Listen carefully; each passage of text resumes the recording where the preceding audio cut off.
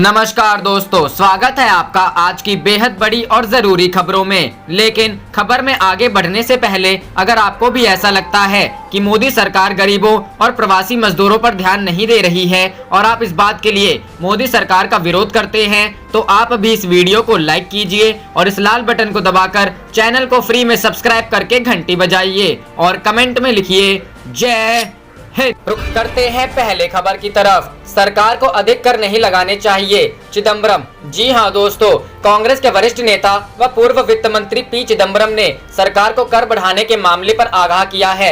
उन्होंने कहा है कि जब कोरोना संकट के कारण देश में आर्थिक गतिविधियां ठप पड़ी हैं, तो इस स्थिति में सरकार को अपने राजकोषीय घाटे की भरपाई के लिए कर नहीं लगाना चाहिए, बल्कि कर्ज लेना चाहिए। केंद्र सरकार ने पेट्रोलियम उत्पादों पर उत्पाद कर और दिल्ली के अलावा कुछ अन्य राज्य सरकारों ने मूल्य वर्धित कर बढ़ा दिया है। पूर्व वित्त मंत्री चिदम्बरम ने ट्वीट करके कहा कि जब अर्थव्यवस्था बेहतर प्रदर्शन कर रही हो तभी ज्यादा टैक्स को वाजिब ठहराया जा सकता है। मौजूदा हालात में टैक्स लगाना क्रूर मजाक है। इस समय टैक्स बढ़ाने से मध्यम और गरीब वर्ग की मुश्किलें भी बढ़ेंगी। सरकार को संकट के दौर में पैसा देना चाहिए, न कि पैसा लेकर उन पर बोझ बढ़ाना चाहिए। कांग्रेस नेता ने कहा कि सरकार को लोगों के हाथों में पैसा देना चाहिए। उन्होंने कहा कि हम सरकार से देश के 50% गरीबों को वित्तीय मदद दिए जाने की वकालत कर रहे हैं, मगर सरकार इसके उलट जनता से ही पैसे वसूल कर रही है। इसी वजह से यह क्रूर मजाक है। चिदम्बरम ने कहा कि कर का बोझ बढ़ाने से गरीब परिवारों की आर्थिक स्थिति और खराब होगी। सरकार को अपने राजकोषीय घाटे की भरपाई के लिए कर्ज लेना चाहिए, न कि टैक्स बढ़ाना चाहिए। कांग्रेस सरकार से गरीब परिवारों को नगद हस्तांतरण की मांग कर रही है। रुख करते हैं अगली खबर की तरफ। राहुल गांधी ने पेट्रोल डीजल से कर हटाने की मांग की। जी हां दोस्तों, केंद्र सरकार द्वारा पेट्रोल व डीजल पर उत्पाद शुल्क में वृद्धि करने के फैसले के एक दिन बाद ही कांग्रेस नेता राहुल गांधी ने इसे हटाए जाने की मांग की है। राहुल ने ट्वीट किया, कोरोना वायरस से जारी लड़ाई हमारे करोड़ों भाइयों और बहनों के लिए गंभीर आर्थिक कठिनाई का कारण बन रही है। इस समय कीमतें कम करने के बजाय पेट्रोल और डीजल पर 10 से 13 रुपए प्रति लीटर कर बढ़ाने का सरकार का निर्णय अनुचित है और इसे वापस लिया जाना चाहिए। केंद्र ने मंगलवार को पेट्रोल और डीजल पर उत्पाद शुल्क क्रमशः 10 और 13 रुपए प्रति लीटर बढ़ा दिए हैं। दिल्ली में कर केंद्रीय और राज्य का कुल योग पेट्रोल पर 49.42 रुपए और डीजल पर 48.9 रुपए है। बुधवार को दोनों उत्पादों के आधार मूल्य के साथ इसकी तुलना करें तो कर का भार स्पष्ट रूप से ज्यादा दिखाई देगा। पेट्रोल का आधार मूल्य वर्तमान में मात्र 17.96 रुपए प्रति लीटर और डीजल का महज 18.49 रुपए प्रति लीटर है। 4 मई को दिल्ली सरकार ने पेट्रोल और डीजल पर वैट 30% बढ़ा दिया। रुख करते हैं अगली खबर की तरफ। कांग्रेस का बड़ा आरोप, नमस्ते ट्रंप की वजह से गुजरात में फैला कोरोना।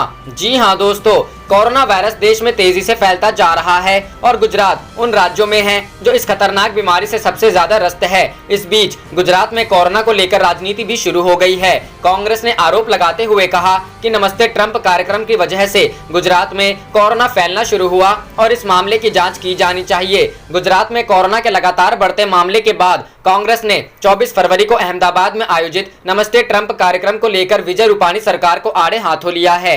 गुजरात कांग्रेस के प्रदेश अध्यक्ष अमित चावड़ा ने आरोप लगाया है कि नमस्ते ट्रंप कार्यक्रम की वजह से राज्य में कोरोना फैलना शुरू हुआ है। गुजरात प्रदेश कांग्रेस अध्यक्ष अमित चावड़ा ने राज्य सरकार पर गंभीर आरोप लगाते हुए कहा कि नमस्ते ट्रंप कार्यक्रम को लेकर गुजरात हाईकोर्ट में एक आवेदन दायर किया जाएगा। याचिका के तहत कार्यक्रम की न्यायिक जांच की मांग की जाएगी। अमित चावड़ा ने कहा कि अमेरिकी राष्ट्रपति डोनाल्ड ट्रंप अभिवादन समिति और गुजरात क्रिकेट संघ के खिलाफ जांच की मांग की जाएगी। जनवरी के पहले सप्ताह से ही भारत सरकार कोरोना की गंभीरता से अवगत थी, बावजूद इसके एहतियाती कदम क्यों नहीं उठाए गए। रुख करते हैं अगली खबर की तरफ। सुरजेवाला बोले, पेट्रोल डीजल पर टैक्स लगाकर लूटना आर्थिक देशद्रोह। जी हां दोस्तों, कांग्रेस पार्टी के वरिष्ठ नेता रणदीप सुरजेवाला ने पेट्रोल डीजल के दाम बढ़ाए जाने पर केंद्र सरकार को घेरा है। उन्होंने कहा कि 130 करोड़ भारतीय कोरोना से जंग लड़ रहे हैं, रोजी रोटी की मार झेल रहे हैं, आर्थिक संकट से जूझ रहे हैं और भाजपा सरकार रात के अंधेरे में देशवासियों की खून पसीने की कमाई लूटने में लगी है।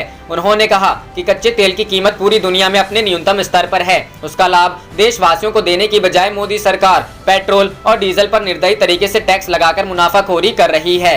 विपदा के समय इस तरह पेट्रोल डीजल पर टैक्स लगाकर लूटना आर्थिक देशद्रोह है। पहला 14 मार्च 2020 की रात को केंद्र सरकार ने पेट्रोल व डीजल पर 3 रुपए टैक्स लगा दिया गया। 5 मई की रात एक बार फिर 10 रुपए और 13 रुपए प्रति लीटर का अतिरिक्त टैक्स लगा दिया गया। मात्र 48 दिन में 14 मार्च से 4 मई के बीच मोदी सरकार ने डीजल पर 16 रुपए प्रति लीटर टैक्स व पेट्रोल पर 13 रुपए प्रति लीटर टैक्स लगा दिया।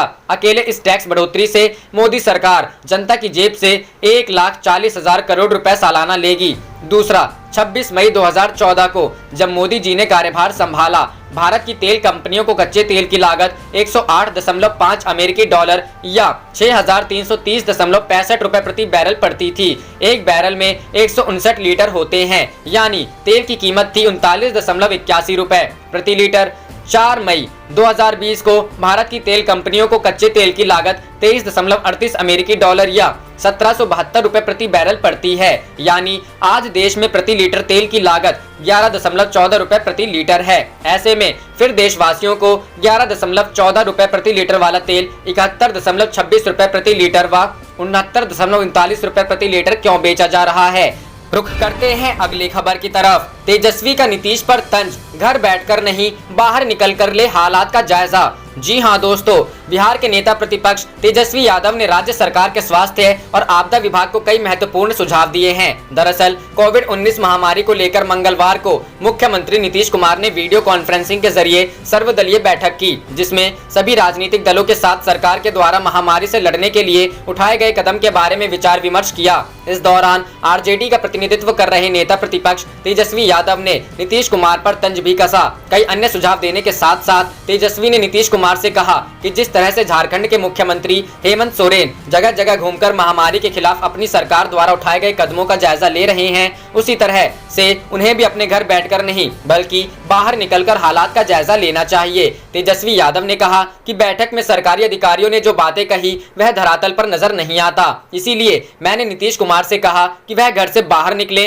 और देखें कि उन्होंने पिछले कुछ दिनों में जो भी फैसले लिए हैं उनको जमीन पर कार्यान्वित किया भी जा रहा है या नहीं। तेजस्वी यादव ने कहा कि कई अन्य राज्यों के मुख्यमंत्री बाहर निकल रहे हैं, आइसोलेशन केंद्रों पर जाकर व्यवस्था का जायजा ले रहे हैं। हेमंत सोरेन भी पिछले दिनों रेलवे स्टेशन पर गए थे। तेजस्वी यादव ने आरोप लगाया कि बिहार सरकार के आला अधिकारी कोविड-19 के खिलाफ लड़ाई में सरकार द्वारा उठाए गए कदम को लेकर नीतीश कुमार की आंखों में धूल झोंक रहे हैं। तेजस्वी ने कहा कि पिछले दिनों सोशल मीडिया पर कुछ ऐसे वीडियो वायरल हुए हैं जिससे जमीनी हकीकत सामने आ गई है, जिसके लिए बिहार के लोगों को शर्मिंदा भी होना पड़ा है। रुख करते हैं अगली खबर की तरफ। अब योगी सरकार ने बढ़ाए पेट्रोल डीजल के दाम, शराब भी हुई महंगी। जी हां दोस्तों, उत्तर प्रदेश सरकार ने पेट्रोल और डीजल की कीमतों में इजाफा किया है। इसके साथ ही शराब के दाम भी बढ़ाए गए हैं। दोनों प्रस्ताव को योगी कैबिनेट ने बुधवार को पास कर दिया और नई कीमतें तुरंत लागू भी कर दी गई हैं। कोरोना के कारण राजस्व में आई गिरावट के बाद यह फैसला लिया गया है।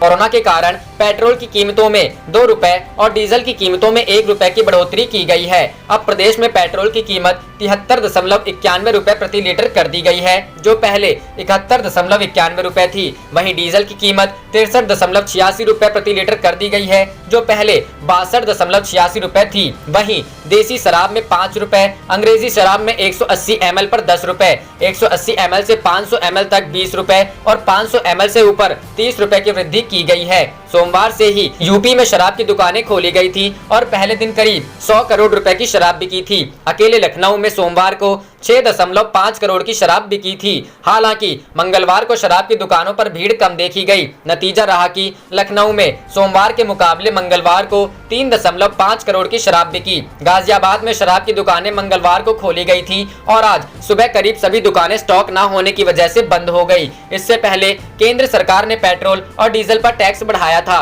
पेट्रोल पर प्रति लीटर एक्साइज ड्यूटी में 10 रुपए की और डीजल पर 13 रुपए की बढ़ोतरी की गई थी। इसके साथ ही अब पंप मिलने वाले पेट्रोल डीजल पर टैक्स बढ़कर 69% हो गया है, जो दुनिया में सबसे ज्यादा है। रुख करते हैं अगली खबर की तरफ। कोरोना के खिलाफ जंग में सभी प्राइवेट डॉक्टर सरकारी अस्पताल में 15 दिन की सेवा दें, नहीं तो रद्द होगा लाइसेंस। जी हां दोस्तों, कोरोना वायरस से देश में सबसे ज्यादा प्रभावित महाराष्ट्र है। यहां कोरोना वायरस से संक्रमित लोगों की कुल संख्या 14,541 है। इस बीच महाराष्ट्र सरकार ने सभी प्राइवेट रजिस्टर्ड डॉक्टरों को निर्देश दिया है कि वह कोरोना के खिलाफ लड़ाई में शामिल हो और सरकारी अस्पतालों में अपनी सेवाएं दे। सरकार की ओर से सभी प्राइवेट डॉक्टरों को 2 टूक कहा गया है कि आप 15 दिन तक सरकारी अस्पतालों में अपनी सेवाएं दे, नहीं तो आपका लाइसेंस रद्द कर दिया जाएगा। हालांकि 55 वर्ष से अधिक उम्र के डॉक्टरों को इससे छूट दी गई है। केंद्रीय स्वास्थ्य मंत्री डॉक्टर हर्षवर्धन ने कहा कि महाराष्ट्र में कोरोना के बढ़ते मामले चिंता का विषय है।